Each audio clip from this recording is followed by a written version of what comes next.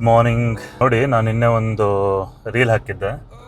So ಆ ರೀಲಲ್ಲಿ ಏನಂತ ಕೇಳಿದ್ದೆ ಅಂದರೆ, ಸಪ್ಲಿಮೆಂಟ್ ಇದನ್ನು ನೀವು ಫಾಲೋ ಮಾಡಿದ್ರೆ 1000% ಫ್ಯಾಟ್ ಲಾಸ್ ಆಗ್ತೀರಾ, 1000% ಮಸಲ್ ಬಿಲ್ಡ್ ಆಗುತ್ತೆ. ಸೊ ಆಲ್ಮೋಸ್ಟ್ ಎಲ್ಲ ಹೆಲ್ತ್ ಇಶ್ಯೂಸ್ನು ಕಡಿಮೆ ಆಗುತ್ತೆ. ನೀವು 5 kg 10 kg ಎಲ್ಲ ಡ್ರಾಪ್ ಆಗಬೇಕು ಅಂತ ಇದ್ರೆ ಸಪ್ಲಿಮೆಂಟ್ ಅಂತ ಕಮೆಂಟ್ ಮಾಡಿ. ಇಲ್ಲಿ 70+ ಕಮೆಂಟ್ ಬಂದಿದೆ. ಇನ್ನು 12 ಅವರ್ಸ್ ಆಗಿದೆ. 12 ಅವರ್ಸಲ್ಲಿ 70+ ಕಮೆಂಟ್ ಬಂದಿದೆ. ಸೊ ದಿಶಾ, ಇದ್ರ ಬಗ್ಗೆ ಏನು ಹೇಳ್ತೀನಿ? ಇದ್ರ ಬಗ್ಗೆ ಆಕ್ಚುಲಿ ಸ್ಯಾಡ್ ಅನಿಸ್ತಿದೆ. ಜನ ಎಷ್ಟು ಒಂದು ಕ್ವಿಕ್ ಫಿಕ್ಸ್ ಅಥವಾ ಇನ್ಸ್ಟಂಟ್ ಆಗಿ ಏನೋ ಒಂದು ಸಿಗುತ್ತೆ ಅಂದರೆ, ಅಥವಾ ಒನ್ ಸ್ಟಾಪ್ ಸೊಲ್ಯೂಷನ್ ಇದೆ ಅಂತಂದರೆ ಎಷ್ಟು ಬೇಗ ಕಮೆಂಟ್ ಮಾಡ್ತಾರೆ. ಏನಾದರೂ ನಿಜವಾಗ್ಲೂ ಇನ್ಫಾರ್ಮೇಟಿವ್ ಇದ್ದಾಗ, ಏನಾದ್ರು ನಿಜವಾಗ್ಲೂ ಅದರಿಂದ ಹೆಲ್ಪ್ ಆಗ್ತದೆ ಅಂದಾಗ ಅದಕ್ಕೆ ಯಾರು ಈ ಥರ ಇದು ಮಾಡಲ್ಲ. ಬಟ್ ಅದು ಇನ್ಫ್ಯಾಕ್ಟ್ ಹೇಳ್ಬೇಕಾದ್ರೆ ಒಂಥರ ಕ್ರಿಂಜೇ ಇದ್ದು. ಸೊ ಇವಾಗಿನ ಪ್ರೆಸೆಂಟ್ ಸೋಷಿಯಲ್ ಮೀಡಿಯಾ ಹೇಗೆ ಹೋಗ್ತಾ ಇದೆ ಅಂದರೆ, ನೀವು ಅಬ್ಸರ್ವ್ ಮಾಡಿ, ಇಲ್ಲಿ ಕ್ವಿಕ್ ಫಿಕ್ಸ್, ನೀವು 10 kg 20 kg 1 ಮಂತಲ್ಲಿ ವೇಟ್ ಲಾಸ್ ಆಗ್ಬಿಡ್ತೀರಾ. ಹೆಲ್ತ್ ಇಶ್ಯೂಸ್ ಎಲ್ಲ ಒಂದೇ ಮಂತಲ್ಲಿ ಕಡಿಮೆ ಆಗ್ಬಿಡ್ತೀರಾ. ಫಿಟ್ನೆಸ್ ಇನ್ಫ್ಲೂಯೆನ್ಸರ್ಸ್, ನಾ ಬೇರೆಯವ್ರ ಬಗ್ಗೆ ಮಾತಾಡ್ಲಿಕ್ಕೆ ಆಗಲ್ಲ.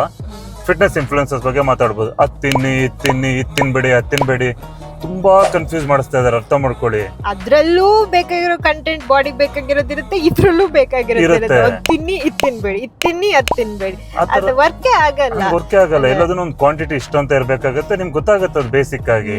ತುಂಬಾ ಡೀಪ್ ಹೋಗೋದು ಬೇಡ. ನಾನು ಒಂದು ಕೋಚ್ ಆಗಿ ಹೇಳ್ತಾ ಇದೀನಿ, ತುಂಬಾ ಡೀಪ್ ಹೋಗ್ಬೇಡಿ. ನೀವು ಕನ್ಫ್ಯೂಸ್ ಮಾಡೇನೆ ದುಡ್ಡು ಮಾಡ್ತಾ ಇದಾರೆ ತುಂಬಾ ಜನ. ಈ ಫ್ರೂಟ್ಸ್ ತಿನ್ಬೇಡಿ, ಆ ಫ್ರೂಟ್ಸ್ ತಿನ್ಬೇಡಿ. ಗುರು 2 ಫ್ರೂಟ್ಸ್ ತಿನ್ನಿ, 2 ಫ್ರೂಟ್ಸ್ ಹೆಲ್ಪ್ ಆಗುತ್ತೆ.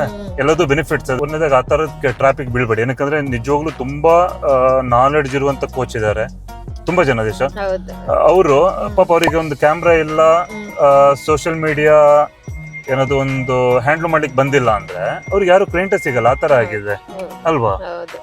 ಸೊ ನನ್ನ ತುಂಬಾ ಜನ ಕೋಚ್ ಇದ್ದಾರೆ. ನಮ್ಗೆ ಗೊತ್ತಿರೋ ತರನೇ ಬೆಂಗಳೂರಲ್ಲಿ ತುಂಬಾ ಎಕ್ಸ್ಪೀರಿಯನ್ಸ್ ಇರೋರು, ಒಂದು 10-15 ವರ್ಷ, 20, ನನ್ಗಿಂತ ಜಾಸ್ತಿ ಒಂದು 20-25 ವರ್ಷ ಎಕ್ಸ್ಪೀರಿಯನ್ಸ್ ಇರೋರು ಇದ್ದಾರೆ. ಪಾಪ ಅವರಿಗೆ ಕ್ಲೈಂಟ್ಸೇ ಇಲ್ಲ.